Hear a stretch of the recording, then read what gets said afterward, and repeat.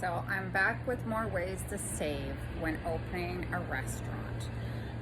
So a big way that I saved was that I went looking for something that was previously a restaurant.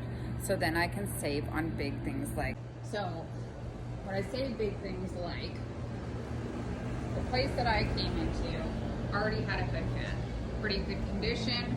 All I had to do is replace the filters, which did not cost me that much. I can't exactly remember what it cost, and it also had a fire suppression system.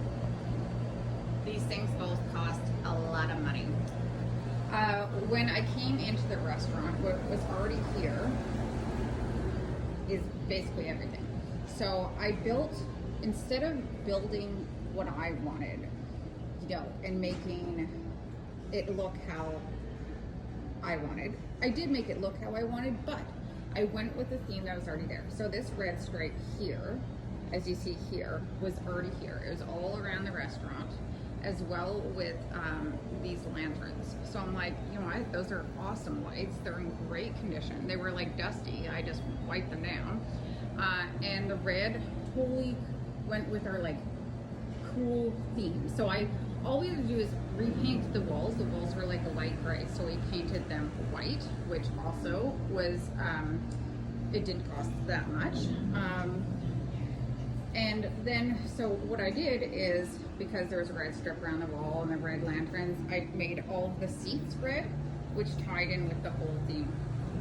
As well, when we came in, there was a big hole in the floor. Right here, where you see these new tiles, there was a big hole because I think there was leaking or something going on from the place next door, and they had to figure out what was going on, so they had to get into the floors.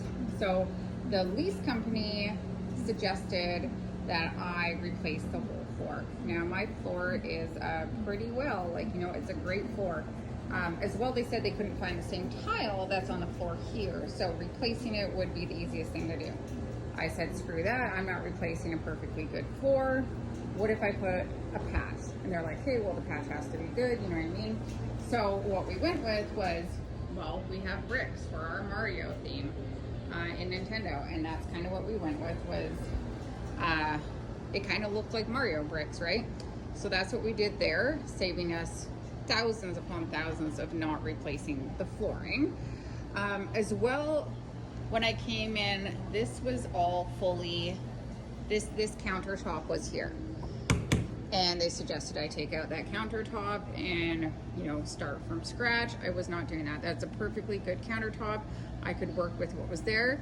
We did put in these new guards, which I believe was around $700 for all my guards. I got them custom made by one of the plexiglass places in Victoria. I had many people quote me thousands upon thousands of dollars to make that plexiglass with my coming in with a contractor, but I just searched it out and got them made by myself.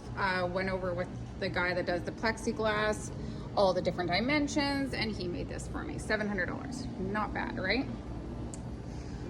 So what we didn't need is like this right here. So this right here wasn't here before. It was just a big gaping hole with the wall. The wall was there. I needed my till, so I got them to make the people that came in, the construction guys, to make me this little thing. They did not make it the right color, but I got a discount because they didn't make it the right color as well. So this was like full, this was a full big table here, like all this extended all the way to here, but I couldn't use that because I needed to get my kitchen in here. So I just got them to cut out a big hole. I was like, can you cut a big hole? I measured my equipment, and then they cut a hole for me, and my equipment fits in like so perfectly. Right here, we had nowhere to put our fryers. We could have built something that would have cost us a bunch of money, but instead I bought used stainless steel prep tables, and they work great for what I needed. So these are all different situations where I saved money. Right here as well was cabinetry, and I knew I needed, so we did have Bertha here before, so it was a big ice cream machine here, but so I knew I needed this space. So all I got them to do is blow it out. They just blew it out and I put my stuff there. It also already had cabinetry they suggested on taking down, but I was like, no, I'm using it. This place had all sinks ready to go. Sinks back here ready to go. I just, gave them all a good scrub, and they were just like new after I was done with them, put some stickers on them so we knew what we're doing with our washing. And so one thing that did cost me, not as much as they said they was going to cost, was a new gas water heater. That cost, I think altogether with putting all the new gas lines in and the gas water heater, was around $2,500. They quoted me $5,000, but I got a guy to come in here and do it for $25.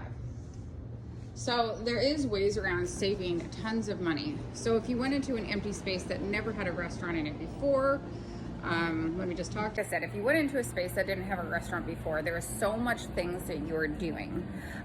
You have to get the gas lines in, you have to get the water lines in. There's a lot of things, like, especially if you want to go into a singular building, you're like, yeah, restaurant, this is what, and that's why it says, like, when you look it up, it costs between $100,000 and $200,000 to make a restaurant. Mine was done for under $70K because we saved on so many different things.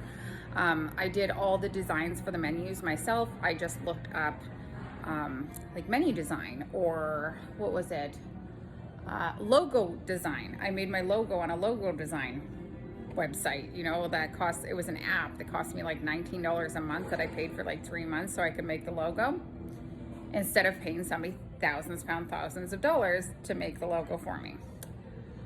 So that was what I got for today for you guys. I hope that helps.